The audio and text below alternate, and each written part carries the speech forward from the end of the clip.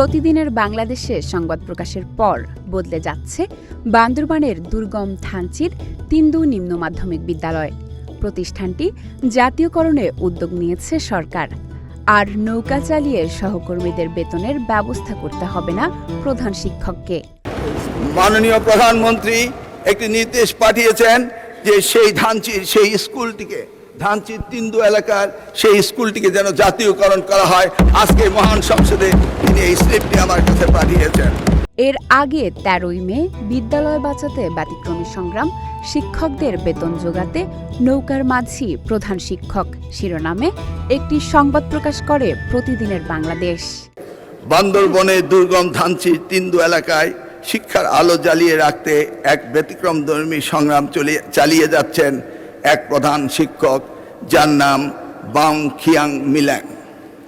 2020 সালে প্রতিষ্ঠিত তিন্দু নিম্ন মাধ্যমিক বিদ্যালয় বর্তমানে 56 জন শিক্ষার্থী থাকলেও অধিকাংশ পরিবার দরিদ্র হওয়ার কারণে রীতিমতো বেতন দিতে পারছে না শিক্ষক এবং কর্মচারীদের।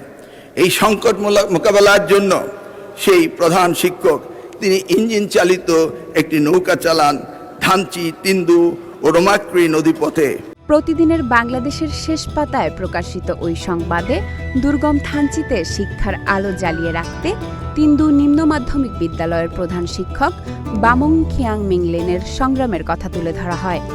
একটি ইঞ্জিন চালিত নৌকা চালিয়ে শিক্ষকদের বেতনের ব্যবস্থা করেন তিনি। সামাজিক যোগাযোগ মাধ্যমের কল্যাণে খবরটি দৃষ্টিগোচর হয় প্রধানমন্ত্রী তারেক রহমানের। এরপর বিষয়টি শিক্ষামন্ত্রীকে জানান তিনি।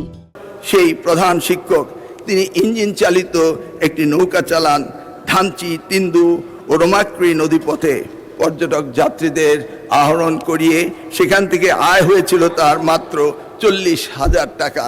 সেখান থেকে তিনি খরচ করেছেন 30,000 টাকা। এই দুর্গম স্কুলটি টিকিয়ে রাখার জন্য আবেদন জানিয়েছে মাননীয় প্রধানমন্ত্রী, তিনি আমাকে এটা পাঠিয়েছেন। গেল রবিবারে বিষয়টি নিয়ে সংসদে কথা বলেন শিক্ষামন্ত্রী ডক্টর আ.ন.ম এহসানুল হক মিলন। তিন্দুর সেই স্কুলটি জাতীয়করণ করতে সংসদ চলাকালীন প্রধানমন্ত্রী একটি স্লিপ পাঠানোর কথা জানান তিনি। বান্দরবানের দুর্গম পাহাড়ে গড়ে ওঠা সেই বিদ্যালয়টির কথা সংসদে উঠে আসায় খুশি সেই প্রধান শিক্ষক। বিদ্যালয়টির জাতীয়করণের খবরে প্রতিদিনের বাংলাদেশকে ধন্যবাদ জানান তিনি।